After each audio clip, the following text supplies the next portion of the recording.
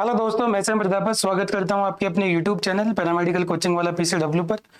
दोस्तों, पिछले लेक्चर में अपन ने डिस्कस किया था रेडियोग्राफी के एक्सपोजर फैक्टर तक अपन ने डिस्कस कर लिया था। उसके अंदर जनरल रेडियोग्राफी के बारे में अपन ने बात करी थी कि किसी भी पेशेंट की जो इंटरनल ऑर्गन की इमेज है वो कैसे बनती है, उसके बारे में अपन ने डिस्कस किया था। अपन ने लास्ट का जो लेक्चर खत्म किया था वो किया था एक्सपोजर फैक्टर पर, और एक्सपोजर फैक्टर में अपन ने दो चीजें डिस्कस करी थी। एक करी थी बेटा केवीपी, किलो वोल्टेज पीक, और दूसरा किया था एमएएस, मिली एम्पियर सेकेंड। ठीक है, तो अपन यहीं से अपन कंटिन्यू करते हैं बेटा। आप देखिए, टॉपिक है अपने पास में एक्सपोजर फैक्टर।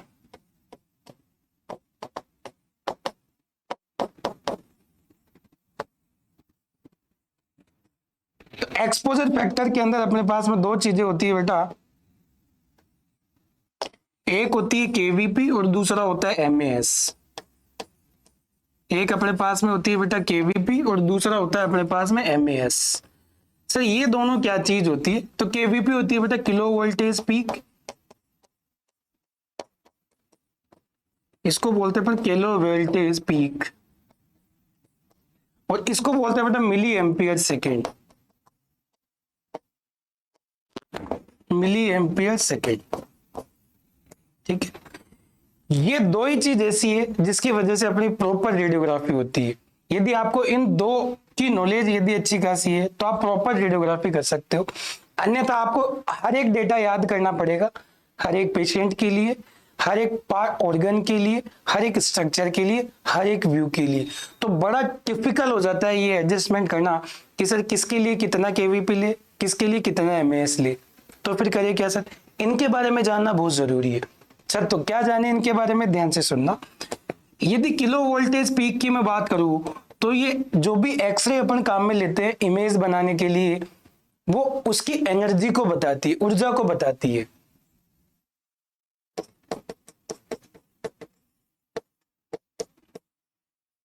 ये किसको बताएगी बेटा? ऊर्जा को।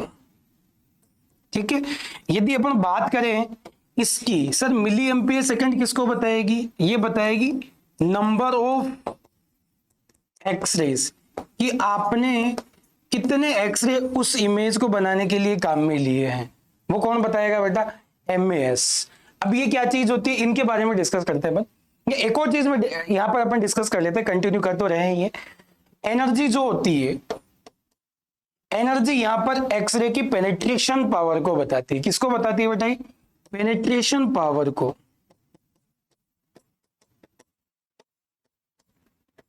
सर पेनिट्रेशन पावर क्या होती है? भेदन क्षमता। देखो नाम में आ रहा है भेदन क्षमता, किसी को पेनिट्रेट करने की पावर। इसका मतलब यदि आपको बहुत ज्यादा दूरी तक एक्सरे को भेजना है, पेनिट्रेट करवाना है, ठीक है नहीं, मतलब पेशेंट जितना ज्यादा मोटा होगा उतनी ज्यादा क्या होगा बेटा, उसको केवीपी इंक्रीज करना पड़ेगा। ठीक है, क्लियर है? पतला पेशेंट होगा तो उसके लिए केवीपी कम चल जाएगा। क्यों चल जाएगा? क्योंकि उसकी थिकनेस कम होती है, पेनिट्रेशन पावर कम चाहिए।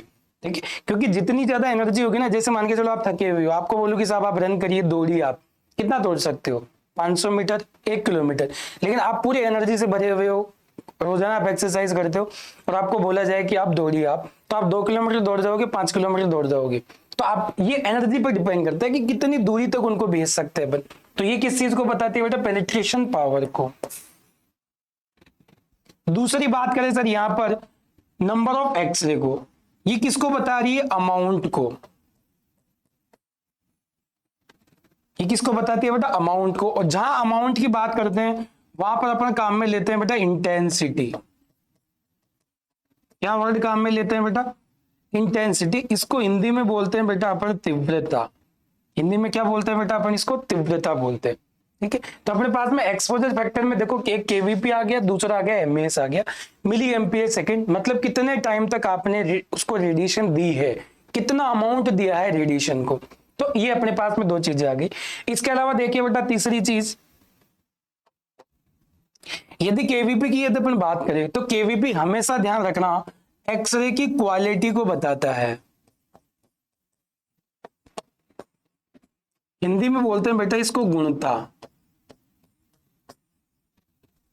ठीक है, जबकि यदि एमएएस की बात करें तो ये हमेशा क्वांटिटी को बताती है।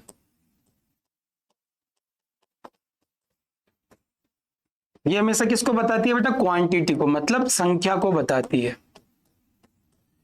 और कंपटीशन की यदि आप तैयारी करोगे तो आपको यहां से कम 2 या 3 क्वेश्चन पूछे जा सकते हैं, ठीक है, कि कौन सी चीज किस पे डिपेंड कर रही है, ये चीज आपको जरूर ध्यान रखनी है। ये मैंने एकदम सम अप कर दिया बेटा एक्सपोजर फैक्टर का। सर अब मैं इनके बारे में समझाता हूं, फिर ये डिसाइड करेंगे अपन कि सर थिक पेशेंट के लिए क्या ज्यादा ले, थिन पेशेंट के लिए क्या ले, एमएस कब बढ़ाए और केवीपी कब बढ़ाए, ठीक है, इनके बारे में अपन डिस्कस करेंगे। पहले समझते हैं अपन। देखो थोड़ा सा मैं एक्सरे ट्यूब का यहाँ पर डिस्कशन करूंगा, बाकी तो अपन रेडियोग्राफी पढ़ रहे हैं तो अपन लेक्चर पूरा इसी के ऊपर लेंगे, लेकिन यहाँ पर जरूरी है केवीपी और एमएस को समझने के लिए अपने पास में क्या कि एक्सरे ट्यूब के बारे में थोड़ा सा अपने को नॉलेज हो। ध्यान से सुनना। सर अपने को पता है एक्सरे प्रोडक्शन के लिए अपने को 2 चीजें चाहिए होती है। एक्सरे प्रोडक्शन के लिए अपने को 2 चीजें चाहिए होती है। एक चाहिए होता है फिलामेंट, अलग से लेक्चर देखने को मिलेगा बेटा आपको इस पर रेडिएशन फिजिक्स के अंदर। एक होता है फिलामेंट और दूसरा होता है टारगेट। जो फिलामेंट होता है वो सोर्स ऑफ इलेक्ट्रॉन, मतलब जहां से इलेक्ट्रॉन निकलते हैं वो होता है सोर्स ऑफ इलेक्ट्रॉन, और ये होता है बेटा सोर्स ऑफ एक्सरे। एक बार के लिए केवल याद रखो बेटा आप, कंपटीशन में तो बहुत बार आता है, सोर्स ऑफ इलेक्ट्रॉन कौन होता है और सोर्स ऑफ एक्सरे कौन होता है। जहां से एक्सरे निकलती है उसको बोलते हैं अपन सोर्स ऑफ एक्सरे, और जहां से इलेक्ट्रॉन निकलते हैं उसको क्या बोलते हैं? ये फिलामेंट जो बना हुआ रहता है अपने पास में यू बना हुआ रहता है यहाँ पर ऐसा, और टारगेट अपने पास में जो बना हुआ रहता है ना ऐसा बना हुआ रहता है यू, थोड़ा सा घुमा हुआ रहता है, वो अलग कंसेप्ट है। अब ध्यान से सुने बेटा, यहां पर देखिए जो फिलामेंट बना हुआ है ना, ये यहां पर जुड़ा हुआ रहता है एसी सोर्स। एसी सोर्स मतलब जिससे करंट फ्लो होती है, और करंट इस कोयल के अंदर आती है। जैसे इस कोयल के अंदर आएगी ना तो यहां पर क्या होगी बेटा, ये फिलामेंट हीट करेगा, और इस हीट की वजह से जो इलेक्ट्रॉन है ना इनके अंदर, इनको एनर्जी मिलेगी, ऊर्जा मिलेगी, और ऊर्जा मिलते ही ये इलेक्ट्रॉन बाहर आ जाएंगे। इस प्रोसीजर को बोलते हैं अपन थर्माइनिक इमिशन। इसके बारे में भी मैं अलग से लेक्चर लूंगा, थर्माइनिक इमिशन। देखो वर्ड में आ रहा है बेटा थर्म, जहां थर्मो जहां आता है वहां पर हीट ही आती है। उसके बाद में क्या होगा बेटा, यहाँ पर बहुत सारे प्रोसीजर होते हैं बेटा, ठीक है, वो अपन बाद में डिस्कस करेंगे, अपना मैटर वो नहीं है अभी। तो देखो यहाँ पर जो करंट फ्लो हो रही है ना बेटा, तो ध्यान से सुनो, यहाँ पर जितनी करंट में फ्लो कराऊंगा, जितनी धारा इसमें बहेगी, उतनी ज्यादा ही नंबर ऑफ इलेक्ट्रॉन निकलेंगे यहाँ पर। जैसे मान के चलो मैं 10 एम्पियर यदि यहाँ पर धारा फ्लो करवा रहा हूं तो यहाँ पर 10 ही इलेक्ट्रॉन निकलेंगे। यदि मान के चलो यहाँ पर मैं 20 एम्पियर करंट फ्लो करवा रहा हूं तो यहाँ पर 20 ही इलेक्ट्रॉन निकलेंगे। एक मोटा मोटा गणित बता रहा हूं बेटा आपको, मान के चलो यहाँ पर मैं 30 एम्पियर करंट फ्लो करवा रहा हूं तो यहाँ पर 30 ही इलेक्ट्रॉन निकलेंगे। अब सर ये इलेक्ट्रॉन क्या होंगे, ये इलेक्ट्रॉन यहाँ से निकल तो गए, लेकिन निकलने के बाद में इनको क्या चाहिए बेटा, ऊर्जा चाहिए। ये ऊर्जा कहाँ से आएगी, तो इस ऊर्जा के लिए अपन क्या जोड़ते हैं बेटा, एक वोल्टेज जोड़ते हैं। क्या जोड़ते हैं बेटा, एक वोल्टेज, और वो वोल्टेज जोड़ते हैं इनके ऊपर।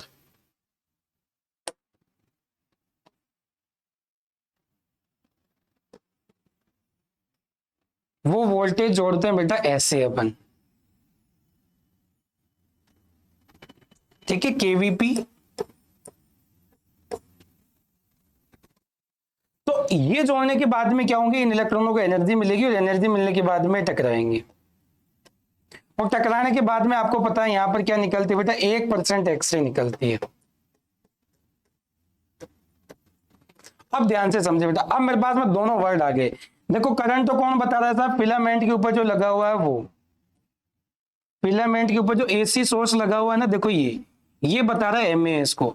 मतलब अपन जब जब एमएएस बढ़ाते हैं तब तब यहां से निकलने वाले इलेक्ट्रॉन बढ़ते हैं, और जब जब अपन क्या बढ़ाते हैं बेटा, यहाँ पर ये केवीपी बढ़ाते हैं, और ये केवीपी बढ़ाने पर इन इलेक्ट्रॉनों की ऊर्जा बढ़ती है, और इन इलेक्ट्रॉनों की ऊर्जा बढ़ने के कारण ये जो अपने पास में एक्सरे होते हैं ना, इन एक्सरे की एनर्जी भी बढ़ती है। इन एक्सरे की क्या बढ़ती है बेटा, एनर्जी, ऊर्जा बढ़ती है, ठीक है। और ऊर्जा बढ़ने के बाद में क्या होगा बेटा, इसकी पेनिट्रेशन पावर बढ़ेगी, और यहाँ पर यदि एमएस बढ़ाएंगे तो क्या बढ़ेगी बेटा, उसकी तीव्रता बढ़ेगी, नंबर ऑफ एक्सरे बढ़ेंगे। बोलो बात समझ में आएगी नहीं, क्लियर है कि नहीं ये चीज। तो अपने पास में दो चीजें आ गई बेटा, केवीपी और एमएस। और ये कम जो कंट्रोल होते हैं वो कैसे होते हैं, कंट्रोल वो इस तरीके से होते हैं। ये पूरा प्रोसीजर मैंने आपको समझा दिया बेटा केवीपी और एमएस के बारे में, ठीक है। चलिए अब अपन बात करते हैं बेटा, सर पहले केवीपी पे डिस्कस कर लेता हूं बेटा मैं एक बार, है ना, फिर अपन ऐसे एमएस पे डिस्कस करेंगे। देखिए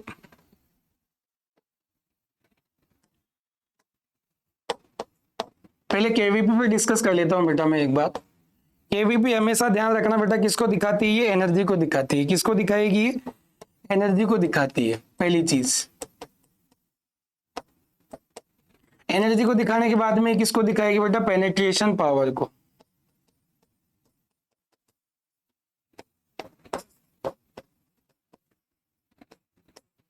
पेनिट्रेशन पावर को दिखाएगी, ठीक है कि नहीं। अब सुनना ध्यान से, सर ये एनर्जी को दिखाएगी तो एनर्जी के बेस पर इनको दो भागों में डिवाइड करते हैं अपन।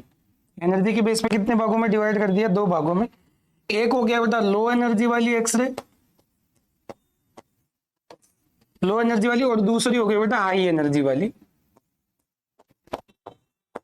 सर लो एनर्जी वाली कितनी हो गई, अपन बात करते हैं बेटा 40 केवीपी तक, ठीक है, लो केवीपी माना जाता है। और 40 केवीपी से ऊपर की जो एक्सरे होती है वो हाई एनर्जी की मानी जाती है। यहां पर जो एक्सरे अपने को मिलती है बेटा उनको बोलते हैं सॉफ्ट एक्सरे। इनको क्या बोलते हैं बेटा अपन, सॉफ्ट एक्सरे। जबकि यहां पर जो एक्सरे निकलती है उनको बोलते हैं अपन हार्ड एक्सरे। एक हो गया बेटा अपने पास में सॉफ्ट एक्सरे और दूसरा अपने पास में क्या आ गया बेटा, हार्ड एक्सरे आ गया। ये जो सॉफ्ट एक्सरे होते हैं ना बेटा, इनको यूज लिया जाता है, यूज्ड इन मेमोग्राफी। इसके बारे में मैं अलग से लेक्चर लूंगा बेटा, और वो अपन बात करेंगे फिजिक्स के अंदर, रेडिएशन फिजिक्स के अंदर अलग से समझाऊंगा मैं। मेमोग्राफी होती किसके लिए बेटा, ब्रेस्ट के लिए होती है। किसके लिए होती है बेटा, ये ब्रेस्ट के लिए, ये ब्रेस्ट के लिए होती है, ठीक है। और यहां पर आपको पता है ब्रेस्ट के अंदर क्या होता है, हमेशा सॉफ्ट टिश्यूज होते हैं। अब सॉफ्ट टिश्यूज होंगे तो आपको पता है सर लो एनर्जी की एक्सरे आराम से काम कर जाएगी। जबकि यदि हाई केवीपी की एक्सरे की यदि अपन बात करें, हार्ड एक्सरे की, तो ये एक तो अपने एक्सरे इमेजिंग के अंदर काम में आती है, और दूसरा अपने पास में सिटी स्कैन या फिर फ्लोरोस्कोपी के अंदर काम में आती है।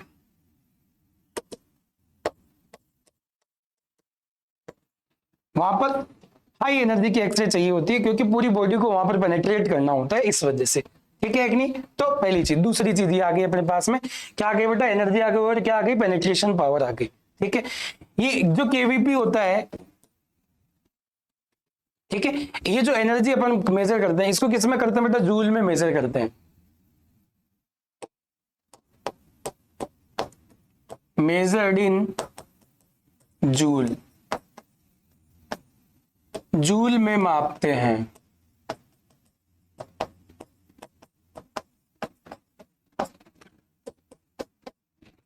जो फैटी पेशेंट होते हैं, ठीक है कि नहीं, जो भारी पेशेंट होते हैं, ठीक है, उनके लिए क्या लगाते हैं बेटा अपन, हाई केवीपी की एक्सरे देते हैं। क्योंकि जितना ज्यादा मोटा पेशेंट होगा ना उसकी पेनिट्रेशन पावर भी ज्यादा चाहिए, उसको भेदने की क्षमता ज्यादा चाहिए। क्योंकि आपको पता है इमेज कब बनती है, सर इमेज तब बनती है जब एक्सरे पूरी बॉडी को आर पार करके फिल्म पर पहुंचे। और ये मैंने पिछले लेक्चर में भी आपको बताया था बेटा, फिल्म पर कैसे पहुंचेगी। देखो ऐसा कुछ डायग्राम बनाया था मैंने, मैं छोटा सा बना देता हूं। मान लो ये बना दिया बेटा मैंने एक्सरे टेबल, इस एक्सरे टेबल पे डाल दी बेटा कैसेट, और यहां पर अपन ने बना दिया बेटा ये फिल्म, ठीक है। बकेटरी आ गई, बकेटरी के अंदर कैसेट और कैसेट में फिल्म। पेशेंट बना लेता हूं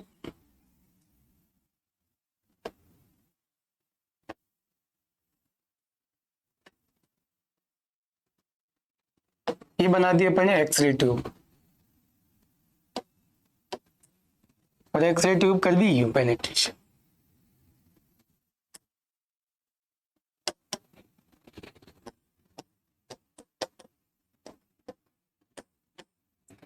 ये अपने पास में आ गया बेटा एक्सरे, ठीक है कि नहीं। अब सोचो आप लोग, यहाँ पर एक्सरे आई, एक्सरे आने के बाद में देखिए ये एक्सरे आर पार निकल रही है और आर पार निकलने के बाद में कहाँ पहुंचेगी, इस फिल्म पे पहुंचेगी, तब अपने पास में एक्सरे बनता है। ठीक है, अब मान लो पेशेंट ही मोटा आ गया, बहुत मोटा पेशेंट आ गया, तो उसमें एक्सरे पहुंचेगी कैसे, पहुंचेगी नहीं। तो अपने पास में जो इमेज बनती है ना, वो बनती है लो कॉन्ट्रास्ट की। कैसी बनती है बेटा, लो। यदि आप एनर्जी कम रखोगे, एनर्जी यदि क्या रखोगे बेटा, कम रखोगे, तो वो क्या होगी, पेशेंट के आर पार जा ही नहीं पाएगी, और आर पार यदि नहीं जा पाएगी तो क्या होगा, जो कॉन्ट्रास्ट रहेगा वो क्या हो जाएगा, कम हो जाएगा। तो हाई पेशेंट जो फैटी लिवर वाले जो पेशेंट रहते हैं, जो जिनकी फैट जमा रहती है, उनको जब रेडिएशन पेनिट्रेट नहीं कर पाएगी तो जो कॉन्ट्रास्ट होगा वो क्या हो जाएगा, कम। मतलब दो आसपास की चीजों में फर्क करना बहुत मुश्किल हो जाएगा, उसी को तो बोलते हैं लो कॉन्ट्रास्ट। तो देखिए बेटा, फॉर द फैटी पेशेंट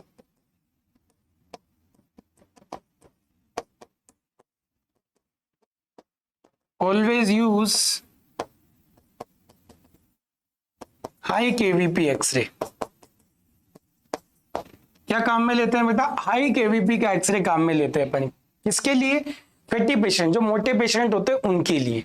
ठीक है, अब आपको देखो यह चीज समझ में आ जानी चाहिए कि सर अपने को केवीपी रटने नहीं है। जैसे मान लो सेम दो पेशेंट आए, लेकिन एक पेशेंट का जो पेट था वो बहुत मोटा था, एक का बहुत पतला है। उनको देखते ही आपके दिमाग में तुरंत एकदम क्लिक हो जानी चाहिए कि मान लो उसने एब्डोमेन का एक्सरे करवाना है। किसका करवाना है, एब्डोमेन का। एक के पेट बहुत ज्यादा है, एक के पेट बहुत कम है, तो उस पेशेंट को देखते ही आपके दिमाग में ये बात क्लिक हो जानी चाहिए कि सर ये जो पतला पेशेंट है, इसको पेनिट्रेशन पावर कम चाहिए, क्योंकि इसकी थिकनेस कम है, पेशेंट की जो थिकनेस है वो कम है। तो मैं लो केवीपी का मतलब ये नहीं कि 40 से भी कम कर दोगे, क्योंकि सॉफ्ट के लिए काम में लेते हैं। आप सर 50 के बाद में आप कुछ भी कर सकते हो, ठीक है कि नहीं। आपको ऐसा लगे कि यदि मशीन एडवांस टेक्नोलॉजी की है तो आप 50 से लेकर 60 तक कर दीजिए, ठीक है। और यदि मशीन पुराने टाइप की है, बहुत पुराने जमाने की है, जैसे कि देखते ही हो मैक्सिमम सरकारी जो हॉस्पिटल होते हैं, गवर्नमेंट हॉस्पिटल होते हैं, उनके अंदर, तो उनके अंदर आपको 60 से 70 के बीच में करना है। क्लियर है। लेकिन पतले पेशेंट के लिए, पतले पेशेंट के लिए मैंने बता दिया। ये मोटे पेशेंट के लिए यदि अपन बात करें तो मोटे पेशेंट में यदि नई मशीन है तो 60 to 70 करना है, और यदि पुरानी मशीनें हैं तो वहां पर करना है 70 से 80 केवीपी करना है। ये कब करना है, जब पेशेंट ठीक आ जाए, और ठीक आ जाए तो मैंने बता ही दिया कहां से कहां करना है, नई मशीनों में क्या करना है, पुरानी मशीनों में क्या करना है। तो यदि ये आपके दिमाग में बात घुस गई, यदि अंदर तक चली गई कि सर ये एनर्जी होती है, पेनिट्रेशन पावर होती है, इसका मतलब मोटा पेशेंट आएगा, इसका मतलब हाई केवीपी देना है, और यदि पतला पेशेंट आएगा तो अपने को क्या देनी है बेटा, लो केवीपी देनी है, तो अपना काम हो जाएगा। उसके बाद में आती है स्पाइनल, स्कल, ये जो बोन वाले पार्ट होते हैं उनके लिए तो क्या चाहिए अपने को, केवीपी हाई चाहिए। लेकिन फिर इसके बाद में अपने पास में आ जाता है बेटा मिली एम्पियर सेकेंड, एमएएस आ जाता है। एक्सपोजर फैक्टर का दूसरा जो पार्ट अपने पास में आता है वो कौन सा आता है बेटा, एमएएस।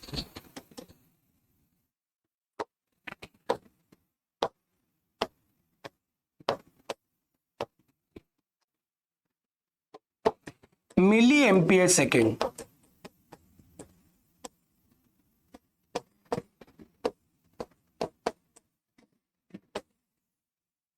क्या आ जाता है बेटा, मिली एम्पियर सेकेंड। सर ये मिली एम्पियर सेकेंड का काम क्या होता है, मैंने अभी अभी बताया बेटा।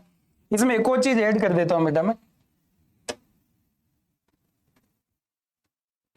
ये साथ में किसको बताता है बेटा, इसका मतलब जो क्वालिटी होती है ना, क्वालिटी वो पूरी की पूरी किस पे डिपेंड करती है, क्वालिटी पूरी की पूरी केवीपी पे डिपेंड करती है, ठीक है कि नहीं। चलिए अब अपने पास में आता है बेटा एमएस, मिली एम्पियर सेकेंड। ये बताता है बेटा नंबर ऑफ इलेक्ट्रॉन्स को,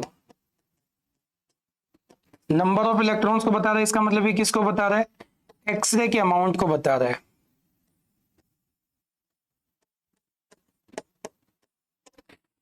अब सुनना बेटा ध्यान से, सर अमाउंट ऑफ एक्सरे कब देना है अपने को, जैसे मान के चलो बहुत भारी पेशेंट होते हैं, उनके क्या होते हैं, जैसे थाइस देखा करो आप, ठीक है, और जो पेटी पेशेंट होता है उनका पेट देखा करो, लटक के साइड में आ जाता है, कभी इधर आ जाता है ऐसे।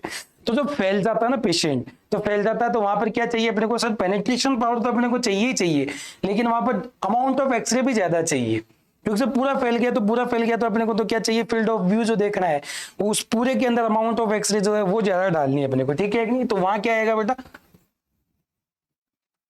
For the wide patients, for the wide patient एक तो वाइट पेशेंट हो गया बेटा, और दूसरा क्या हो जाएगा बेटा,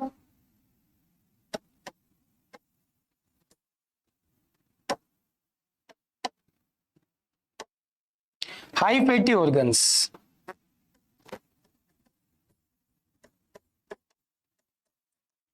हाई फैटी ऑर्गन्स,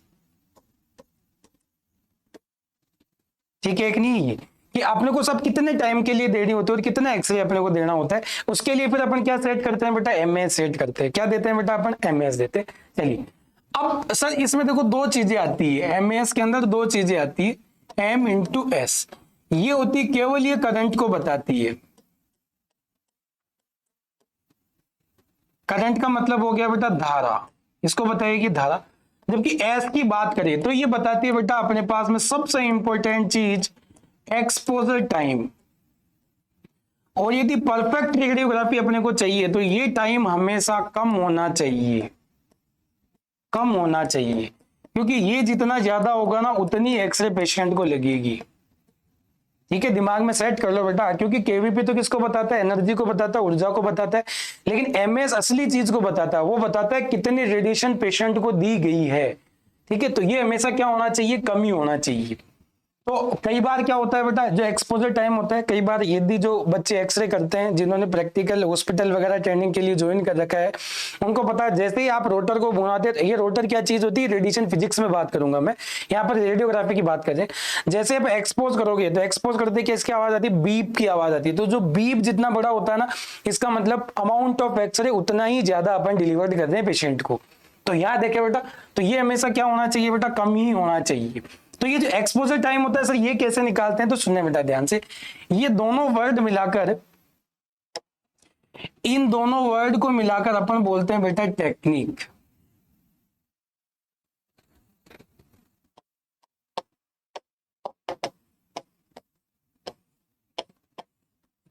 ठीक है, मेनली टेक्निक जो वर्ड होता है इसके लिए काम में लेते हैं कि साहब जो मशीन होती है वो कितने टेक्निक पर काम करती है। तो जो टेक्निक होती है क्या आता है बेटा, इसको बताता है एमए को टेक्निक। और ये जनरली जो होती है मैक्सिमम मशीनों के लिए काम में लेते हैं वो 200 की लेते हैं। अभी की जो लेटेस्ट मशीनें आ रही है, लेटेस्ट, ठीक है, लेटेस्ट के लिए 100 भी आ जाती है, लेकिन अपन जो कैलकुलेशन करेंगे वो 200 से करेंगे। तो जो टेक्निक होती है वो किसको बोलते हैं बेटा, करंट को, मिली एम्पियर को। ठीक है, अब मान लो किसी मशीन का अपने को एक्सपोजर टाइम निकालना है, किसी पार्ट का एक्सपोजर टाइम निकालना है कि सर मैंने इस पेशेंट को कितनी रेडिएशन दी, तो उसका टाइम कैसे निकालूं मैं। तो देखिए बेटा, मान के चलो आपने जो एमएस दिया ना, वो दिया मान लो 20 दिया है, कितना दिया है 20। मुझे पता है सर मैं इसको ऐसे लिख सकता हूं, टू एमए जो होता है वो क्या होता है बेटा, 200 होता है, 200, और ये होता है एक्सपोजर टाइम 20। एस बराबर कितना आ जाएगा, 20/200। ये प्रैक्टिकल में बहुत काम आता है बेटा, 2/21, 1/10। इसका मतलब जो आपका एक्सपोजर टाइम आएगा वो कितना आएगा, इसका मतलब आपने जो पेशेंट को एक्सपोजर दिया वो कितना टाइम दिया, 0.1 सेकेंड। अब आप ध्यान से सुनो, यदि मैं क्या कर लेता हूं बेटा, इसको बढ़ा देता हूं एक्सपोजर को, एमएस मान के चलो मैंने कर दिया 60 कर दिया, तो अब एक्सपोजर टाइम निकालो कितना आएगा, 60/200। ये हटाओ कितना आया, 6/20, 0.3 सेकेंड। और ये 0.3 सेकेंड बहुत ज्यादा हो जाता है। मेनली ये जो एक्सपोजर दिए जाते हैं पुरानी मशीनों में, वो स्पाइन के लिए दिए जाते हैं। अब स्पाइन के भी अलग अलग भी होते हैं, वो कैसे होते हैं वो अपन आगे डिस्कस करेंगे। ठीक है, तो अपने पास में क्या आ गया बेटा, ये एमएस। तो जो एमएस होता है वो किसको बताता है बेटा, क्वांटिटी को बताता है। वहां पर वो किसको बता रहा था, क्वालिटी को। ये किसको बताएगा बेटा, क्वांटिटी को। ठीक है, तो ये दोनों वर्ड होते हैं बेटा, ये दोनों वर्ड आपके दिमाग में अंदर तक चले गए कि सर केवीपी का काम ये होता है, एमएस का काम ये होता है, तो आप किसी भी पार्ट का, बॉडी पार्ट का एक्सरे बिना टेक्निकल फैक्टर, एमएस और केवीपी को क्या बोलते हैं अपन, टेक्निकल फैक्टर, बिना याद किए अपने अनुभव से आप इनको काम में ले सकते हो कि मेरे को कितना एमएस। मान के चलो आपको पता नहीं है, मशीन के बारे में कुछ भी नहीं पता, पुरानी है नहीं है, आपको एक्सरे करने के लिए कर दिया कि साहब एक्सरे करिए, और आप एक बार से ज्यादा गलती नहीं कर सकते उसमें। तो आपने क्या किया, अपनी मर्जी से अपने अनुभव के आधार पर आपने क्या किया, एक पेशेंट को लेटाया, उसको एक्सपोज किया, आपने जाके फिल्म देखी, फिल्म देखने के बाद में आपको पता लगा यार बहुत ज्यादा व्हाइट आ रहा है, बहुत ज्यादा ब्लैक आ रहा है, तो आपके दिमाग में पिक्चर क्लियर होनी चाहिए कि ये व्हाइट क्यों आया और ब्लैक क्यों आया। इसके बारे में थोड़ा सा समझा देता हूं मैं एक बार।